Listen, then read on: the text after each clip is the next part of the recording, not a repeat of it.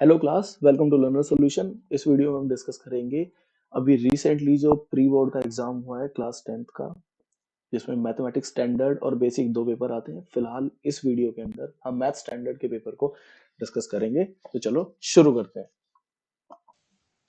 Question number 1 देखते हैं। If x and y are two prime numbers what will be there LCM. Prime numbers वो होते हैं जो सिर्फ अपने आप से डिवाइड होते हैं या एक से डिवाइड होते हैं। एग्जांपल लेते हैं प्राइम नंबर्स का, जो कि है हमारे पास 2 और 5 ले लेते हैं। 2 सिर्फ अपने आप से डिवाइड होता है और 1 से डिवाइड होता है, और 5 भी सिर्फ 5 से ही डिवाइड होता है और 1 से डिवाइड होता है। तो अगर हमें इनका एलसीएम लेना है तो इनका एलसीएम की मल्टीप्लिकेशन होता है, जो कि आंसर आ जाएगा 10। सिमिलरली अगर हमें आंसर चाहिए एलसीएम हमें x और y का, तो x और y की मल्टीप्लिकेशन उसका आंसर होगा xy, जो कि ऑप्शन है हमारा डी। नेक्स्ट क्वेश्चन को देखते हैं। Which of the following is the graph of a quadratic polynomial. Quadratic polynomial यानी कि द्विघात बहुपद का जो ग्राफ है वो कैसा बनता है। द्विघात बहुपद का जो ग्राफ है वो बनता है हमारा पैराबोला। पैराबोला को हिंदी में क्या कहते हैं? परवलय। परवलय का जो ग्राफ बनता है वो बनता है यू शेप का, या तो सीधा या फिर उल्टा। तो सीधा सीधा ऑप्शन हमारा ए आंसर करेक्ट हो जाता है। थर्ड क्वेश्चन को देखते हैं। थर्ड क्वेश्चन के अंदर if pair of linear equation in two variables is inconsistent. Pair of linear equations है वो इनकंसिस्टेंट है उसका आंसर। तो उसने पूछा है लाइंस जो है वो कैसी इक्वेशंस को रिप्रेजेंट करेंगी, यानी कि जो हमारे रैखिक समीकरण का युग्म है वो असंगत है। असंगत का मतलब होता है जब आपके पास कोई सॉल्यूशन ना आए। तो इन कंसिस्टेंट जो है वो केस होता है नो सॉल्यूशन का। और नो सॉल्यूशन किस केस में आता है? जब लाइंस होती है हमारे पास पैरेलल। अगर दो लाइंस हैं बिल्कुल सिमेट्रिकल चलेंगी, बिल्कुल पैरेलल चलेंगी, तो इनके कभी इंटरसेक्ट नहीं करेंगी। किसी भी इक्वेशंस का, कोई भी दो इक्वेशंस का आंसर आने के लिए, सॉल्यूशन आने के लिए उनको इंटरसेक्ट करना पड़ता है। जिस पॉइंट पे इंटरसेक्ट करती है इसका सॉल्यूशन बोलते हैं। अगर लाइंस पैरेलल है तो वो कभी नहीं मिलेंगी, कभी नहीं मिलेंगी, तो उनका कोई सॉल्यूशन नहीं आता, तो वो इनकंसिस्टेंट हो जाती है। तो answer B is the correct answer. Question number 4 को देखते हैं। The value of R for which P X square plus Q X plus R is equals to 0 has two equal roots, यानी कि इसके मूल जो हैं वो बराबर होंगे। उसके लिए आर की वैल्यू पूछी है इसमें। अब मूल बराबर होने के लिए जो हमारे पास समीकरण होता है वो होता है बी स्क्वायर माइनस 4ac, वो भी 0 के इक्वल होना चाहिए। मूल निकालने के लिए काम आता है। अब यहाँ पे हमारे पास बी, ए और सी का हम मान कैसे निकालेंगे? जो जनरल फॉर्म है इसकी वो होती है a x square plus b x plus c बराबर 0। और हम अपने इस समीकरण को, जो हमारे पास क्वेश्चन में गिवन है, इस समीकरण को इससे कंपेयर करेंगे तो पी एक्स स्क्वायर प्लस में क्यू एक्स प्लस आर बराबर 0। तो हमारे पास ए का मान आ गया पी, बी का मान आ गया क्यू और सी का मान आ गया आर। क्योंकि एक्स स्क्वायर के साथ यहाँ ए की गुना, एक्स स्क्वायर के साथ यहाँ पी की गुना, एक्स के साथ बी, एक्स के साथ क्यू और अकेली संख्या है सी और आर। तो b की जगह हम क्या रखेंगे? q। तो q का स्क्वायर माइनस में 4 गुना a का मान क्या है हमारे पास? p, और c का मान है हमारे पास r बराबर 0। तो q स्क्वायर माइनस 4pr बराबर 0।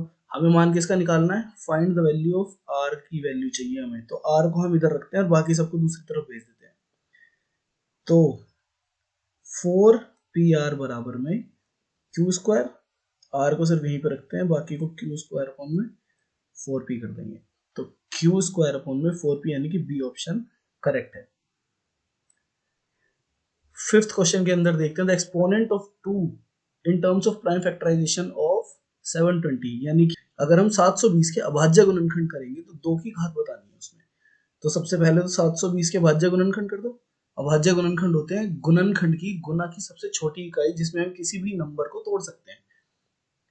2 से अगर हम इसे भाग करेंगे तो ये हो गया 360, फिर से 2 से हमने इसे भाग करा, ये हो गया 180, 2 से करा 90, 2 से करा 45, 3 से करा 15, 3 से करा 5, 5 से करा 1। तो हमारे पास गुणनखंड आ गए 2 गुना 2 गुना 2 गुना 2 गुना 3 गुना 3 गुना 5। 2 की पावर होगी हमारे पास 1 2 3 4, तो 2 की पावर 4 गुना 3 की पावर 2 गुना 5 की पावर 1। इसने हमसे क्या पूछा? एक्सपोनेंट ऑफ 2, यानी कि 2 की घात बतानी है, 2 की घात है हमारे पास 4, तो option A correct answer. If triangle ABC DE is parallel to BC, यदि त्रिभुज एबीसी में डीई जो है बीसी के समांतर है, अगर एक त्रिभुज हमने बना लिया,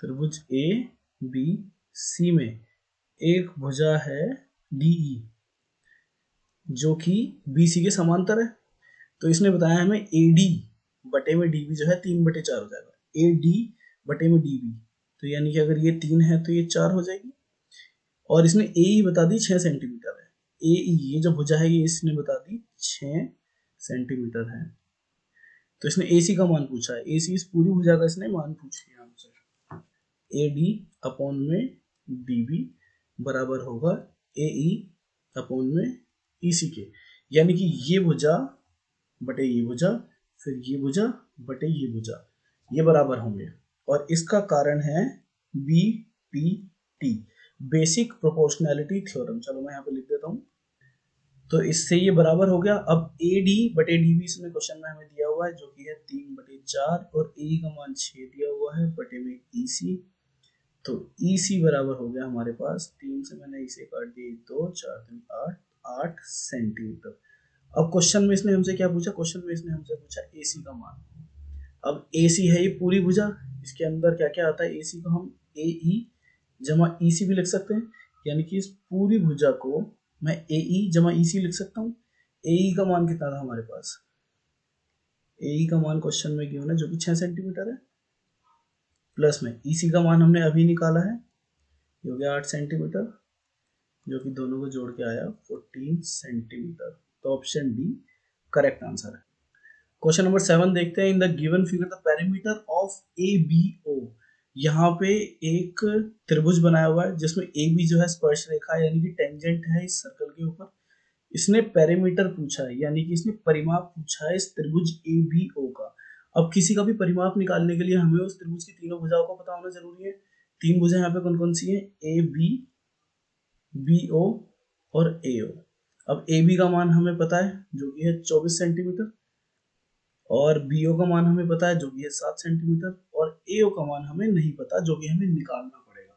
निकालेंगे कैसे, जब कोई त्रिभुज ऐसे स्पर्श रेखा के साथ बनाया जाता है तो ये जो बी है यहाँ पे 90 डिग्री का कोण बनाता है, तो जब ये 90 डिग्री का कोण बना रहा है तो ये समकोण त्रिभुज हो गया।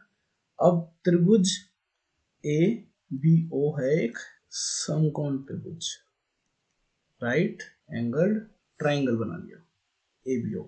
तो अब हम इसमें पाइथागोरस प्रमेय लगा देंगे, ए ओ का स्क्वायर बराबर हो जाएगा ए बी का स्क्वायर जमा बी ओ का स्क्वायर, ए ओ का स्क्वायर हो गया बराबर में ए बी कितनी है हमारे पास 24 का स्क्वायर जमा बी ओ 7 का स्क्वायर, 24 का स्क्वायर इज 576 प्लस 49, ये हो गया 625, ए ओ का स्क्वायर 625, ए ओ की वैल्यू आ गई हमारे पास 25 सेंटीमीटर। तीसरी भुजा आ गई हमारे पास 25 सेंटीमीटर। अब 25 सेंटीमीटर आने के बाद हम पेरीमीटर निकालेंगे, यानी कि परिमाप निकालेंगे जो कि आएगा तीनों को जोड़ के ए बी जमा बी ओ जमा ए ओ को जोड़ के। ए ओ की वैल्यू हो गई थी 25, तो 24 जमा 7 जमा 25 कितना हो गया हमारे पास, ये आंसर आ गया 56 सेंटीमीटर, तो ऑप्शन बी करेक्ट आंसर है। Code of a circle of radius 5 centimetre sub centre right angle at the centre, एक वृत्त है उसकी त्रिज्या 5 सेंटीमीटर है, एक जीवा है जो केंद्र पर एक समकोण बनाती है। डायग्राम बनाने के बाद हम देखते हैं जो हमारी रेडियस है यानी कि जो त्रिज्या है वो 5 सेंटीमीटर है, और जो जीवा है उसकी वैल्यू निकालनी है, जो कोड है हमारे पास ए बी उसकी वैल्यू फाइंड आउट करनी है। तो इसके अंदर हमें देखना है ए बी की क्या आंसर आएगा।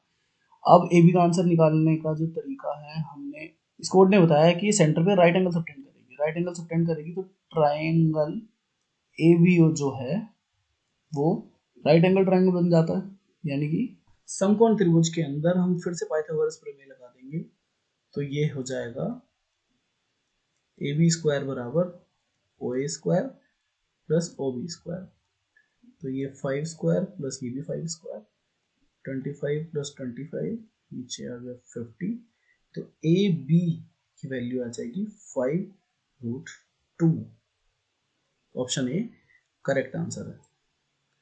क्वेश्चन नंबर 9 को देखते हैं। The distance of point is from Y axis. इस पॉइंट की, यानी कि जब ये कार्टेशियन सिस्टम पे बनेगा, जब निर्देशांक ज्योमेट्री में हम इसको देखेंगे, तो ये x होता है, ये x डैश, ये y डैश। तो जो हमारा निर्देशांक इसने दिया हुआ है ये है -5 और 4। इसमें ये हमारा x होता है और ये हमारा y होता है। पहले वाला पॉइंट x, बाद वाला पॉइंट y। x की वैल्यू कितनी, -5, तो 1 2 3 4 5। यहाँ पे कहीं आएगा x की वैल्यू और y की वैल्यू आएगी 4। तो प्लस की संख्या ऊपर आती है, 1 2 3 4। तो यहाँ से इसका 4 लिया, यहाँ से इसका 5 लिया, ये पॉइंट आया। अब ये पॉइंट वाई एक्सिस से कितना दूर है, वाई एक्सिस ये होता है, इससे कितना दूर है, ये दूर है 5 पॉइंट। अब ऑप्शन हमारे पास 2 है, 5 या -5। कुछ बच्चे ये गड़बड़ करेंगे, क्योंकि x माइनस साइड में है तो -5 लगा देंगे, पर जो डिस्टेंस इसने हमसे पूछी है वो कभी भी माइनस में नहीं होती। दूरी जो तुम चलोगे वो माइनस में कभी नहीं हो सकती। तो ऑप्शन बी करेक्ट आंसर है। मैं तुम्हें सीधा सीधा भी बता सकता था, सिर्फ इससे कि x पे जितनी दूरी होती है, x का जितना मान होता है वो y से उतना दूर होता है, और y पे जितना मान होता है वो x से उतना दूर है। अगर मैं इस बिंदु को पूछूं ये x से कितना दूर है, तो x से 4 पॉइंट दूर है। पर मुझे समझाने के लिए तुम्हें ये डायग्राम बनाना पड़ा, तो ऑप्शन बी इसका करेक्ट आंसर है। क्वेश्चन नंबर 10 के अंदर इन्होंने बोला है x is equals to r sin theta और y is equals to r cos theta. अब इसने पूछा है x square plus y square क्या आएगा। तो हम पहले लिख लेते हैं x is equals to r sin theta और y is equals to r cos theta. अगर मैं दोनों का स्क्वायर कर दूं, x square is equals to r square sin square theta और y square is equals to r square cos square theta. और अब कर देते हैं दोनों को प्लस, तो ये हो गया x square plus y square बराबर में क्या हो गया, r square sin square theta plus में r square cos square theta. r square common ले लिया तो sin स्क्वायर थीटा प्लस में cos स्क्वायर थीटा। और हमें बताया ट्रिग्नोमेट्री की आइडेंटिटी होती है त्रिकोणमिति की कि इसका मान 1 होता है। तो ये सिर्फ r स्क्वायर बच जाएगा, x square plus y square बराबर r स्क्वायर। तो ऑप्शन बी करेक्ट आंसर होगा। क्वेश्चन नंबर 11, 9 सेक्स स्क्वायर ए माइनस 3 10 ए का होल स्क्वायर। ये टेक्स्ट से कंफ्यूज मत होना, ये 10 है। हिंदी वाले क्वेश्चन के अंदर चेक कर लेना इस चीज को। तो इन्होंने पूछा ये किस नंबर के इक्वल होगा, तो क्वेश्चन को पहले नीचे लिख लेते हैं। 9 सेक्स स्क्वायर ए माइनस में ये जो ब्रैकेट है इसे पहले 3 10 ए का होल स्क्वायर, इस ब्रैकेट को खोल लेते हैं। तो ये 9 सेक्स स्क्वायर ए माइनस में 3 का स्क्वायर 9 10 स्क्वायर ए हो जाएगा। अब इसमें से 9 कॉमन ले लेते हैं, तो ये हो गया तुम्हारा सेक्स स्क्वायर ए माइनस में 10 स्क्वायर ए।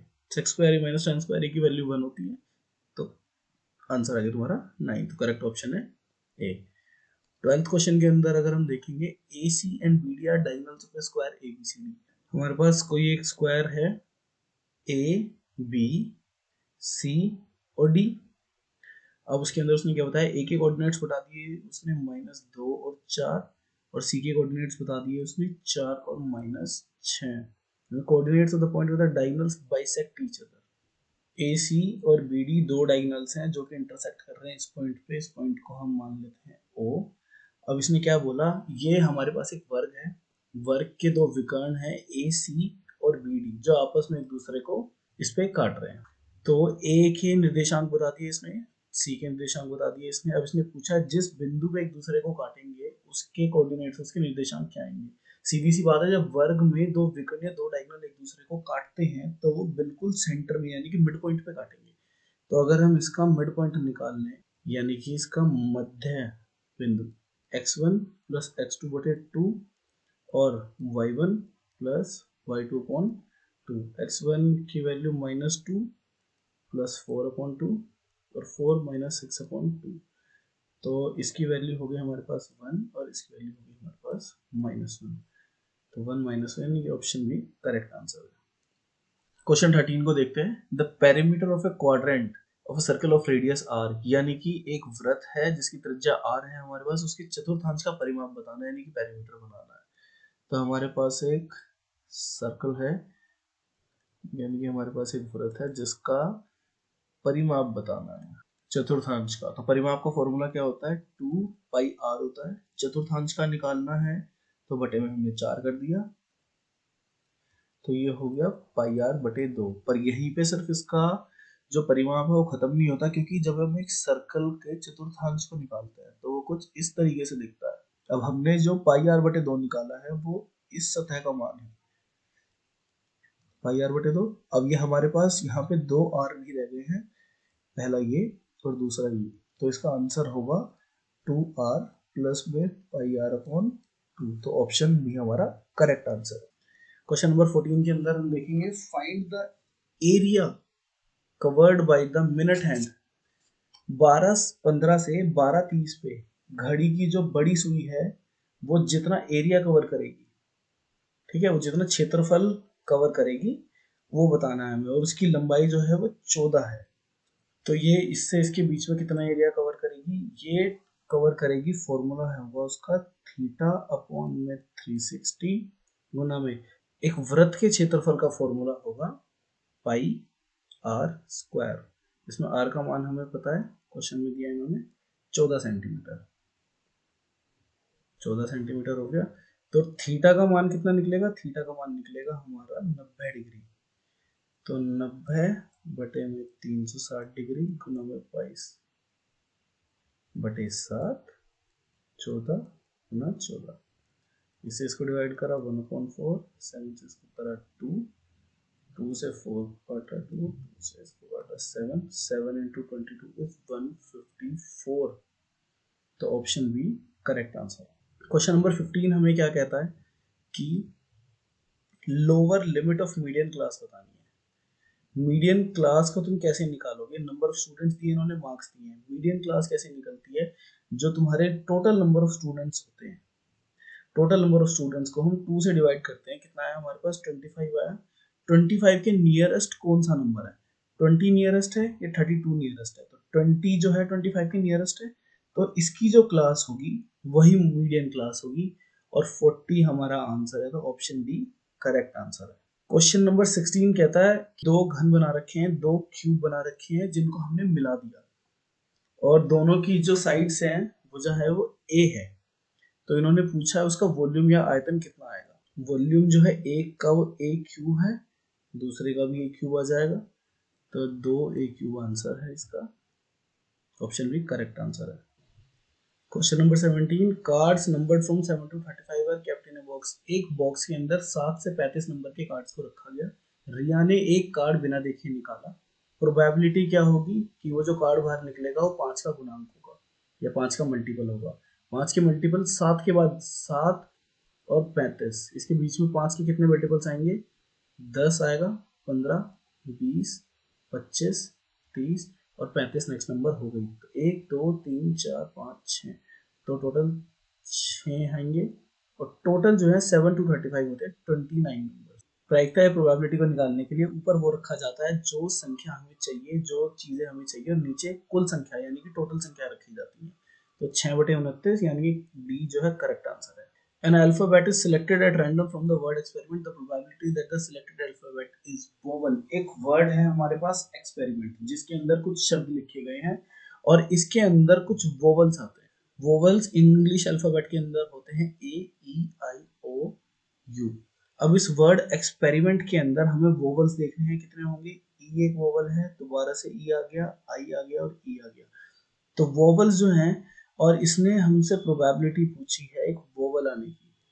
तो वोवल जो है इस एक्सपेरिमेंट के अंदर 4 है हमारे पास, और टोटल वर्ड्स इसके अंदर 10 हैं। टोटल जो अल्फाबेट्स हैं वो इसके अंदर 10 हैं। इसको हम डिवाइड कर देंगे तो 2/5, option C is the correct answer.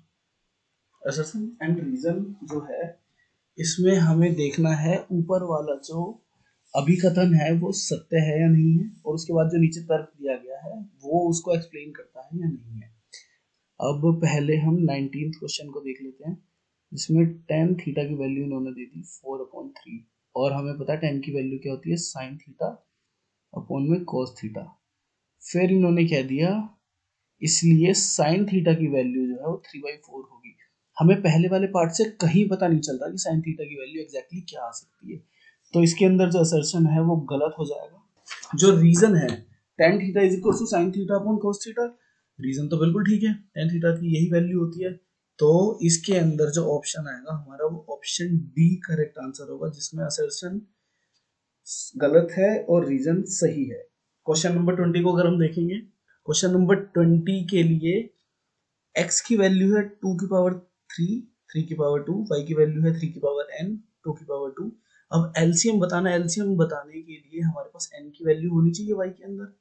अब इसने एलसीएम हमें दे दिया 2 की पावर 3, यानी कि इसमें है हमारे पास 2 की पावर 3 और इसके अंदर है हमारे पास 2 की पावर 2। एलसीएम में हम बड़ी पावर लेते हैं तो 2 बिल्कुल करेक्ट है, और 3 की पावर 3 यानी कि 3 की पावर 2 है इसमें, 3 की पावर n है इसमें, तो हम अज्यूम कर लेते हैं इसमें 3 की पावर 3 होगी, जिससे एलसीएम बिल्कुल करेक्ट आ गया।